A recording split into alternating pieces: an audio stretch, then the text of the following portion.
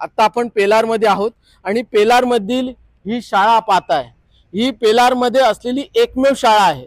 या शाळेमध्ये साधारण 850 पटसंख्या आहे आणि या पेलार परिसरात जे काही 17 आदिवासी पाडे आणि इतर लोकवस्ती आहे, या 17 आदिवासी पाड्यातील आणि इतर लोकवस्तीतील सर्व मुलं याच शाळेमध्ये शिकत आहे। या जिल्हा परिषदेच्या शाळेशिवाय कोणतीही पर्यायी व्यवस्था या मुलांसाठी नाही। या शाळेच्या संदर्भातला सर्वात महत्त्वाचा मुद्दा असा आहे की ही जी शाळा आहे, ही शाळा धोकादायक इमारत म्हणून महापालिकेच्या विभागाने जाहीर केलेली आहे। आता आदिवासी विकास समितीचे अध्यक्ष गणेश बुरकुंड या संदर्भात काय भूमिका मांडतात, आपण त्यांची बाजू ऐकू। मी गणेश बुरकुंड, आदिवासी विकास समितीचा अध्यक्ष। आज आपण जिल्हा परिषद शाळा पेल्लार हायवे या शाळेमध्ये उपस्थित आहोत। या शाळेमध्ये आमच्या पेल्लारमधील 17 आदिवासी पाड्यातील मुले, त्याचबरोबर बिगर आदिवासी मुले सुद्धा इथे शिक्षण घेत आहेत। या सर्व मुलांमध्ये आमच्या आदिवासी मुलांची संख्या जास्त आहे, कारण आमच्या आदिवासी हे सधन नसल्या कारणाने त्यांची सर्व मुले ही जिल्हा परिषदेच्या शाळेमध्ये शिक्षण घेत आहेत। पेल्लार विभागातील सगळ्यात मोठी शाळा म्हणून नावलौकिक मिळवलेली ही शाळा पेल्लार हायवे शाळा।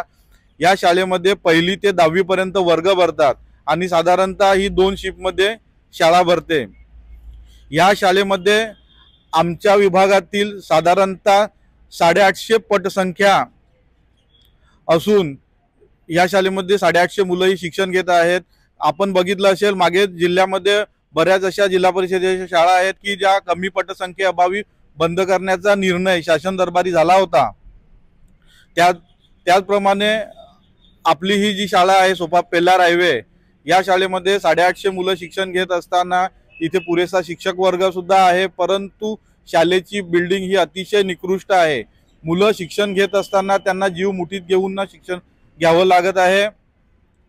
त्याचबरोबर महापालिकेच्या अधिकाऱ्यांनी मागचं शैक्षणिक वर्ष संपल्यानंतर बिल्डिंगचं ऑडिट केलं आणि त्यांनी येऊन इथे बिल्डिंग धोकादायक आहे अशी जाहिरात लावली, त्यांनी बोर्ड सूचना लावली। सदरची बिल्डिंग ही धोकादायक आहे याची पूर्वकल्पना पंचायत समितीचे शिक्षण अधिकारी असतील, जिल्हा परिषदेचे शिक्षण अधिकारी असतील यांना पूर्वीपासूनच होती, परंतु त्यांनी ह्या मुलांना नवीन वर्गासाठी नवीन शाळेसाठी कोणतीही उपाययोजना केलेली नाही आणि अचानकपणे महापालिकेने ही बिल्डिंग धोकादायक आहे अशी घोषणा करून तिथे सूचनेचा बोर्ड लावलेला आहे।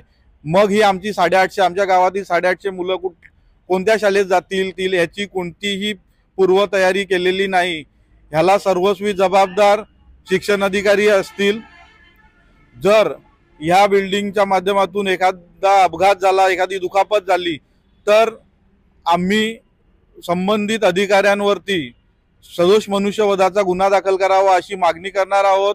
त्याचबरोबर आम्ही शासन स्तरावरती आदिवासी विकास समितीच्या माध्यमातून पाठपुरावा करून लवकरच आम्ही त्यांना पत्र देणार सुद्धा आहोत। माझं नाव समाधान शिरसट आहे।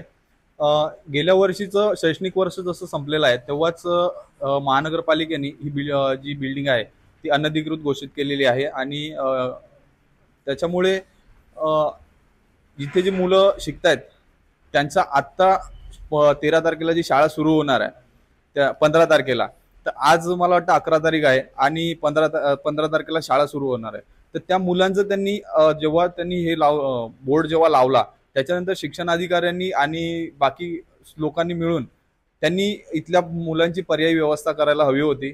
त्या इथे कमीत कमी 850 मुलं शिकतात, सगळी ही पेल्लार गावातली आणि आदिवासी आणि गोरगरिबांची मुलं आहेत आणि ही इमारत घोषित केल्यानंतर धोकादायक घोषित केल्यानंतर लोकांना त्यांनी संपर्क करून ग्रामस्थांना याच्यामध्ये घेऊन त्यांनी सांगायला हवं होतं की असं धोकादायक इमारत आहे आणि लोकांची पर्यायी व्यवस्था, मुलांची पर्यायी व्यवस्था झाली पाहिजे। हे शैक्षणिक अधिकाऱ्यांचा कर्तव्य होतं, त्यांनी ते बजावलेलं असं दिसत नाहीये। आता 15 तारखेला शाळा सुरू होणार आहे तरीही अजूनपर्यंत शाळेचं काही काम झालेलं नाही किंवा आता जर 15 तारखेला शाळा सुरू झाल्यानंतर मुलं कुठं बसतील, कारण की ही इमारत जी आहे ही पूर्णपणे धोकादायक आहे। तिचे बीम्स आहेत ते कॉलम आहेत त्यांना सगळ्याला तडा गेलेले आहेत, टाइल्स फुटलेले आहेत, दरवाजांचे हे निघतायत, कडपे वगैरे निघतायत आणि त्यामुळे शैक्षणिक अधिकाऱ्यांनी ते लक्ष द्यायला पाहिजे होतं आणि त्यांनी ते दिलेलं नाहीये।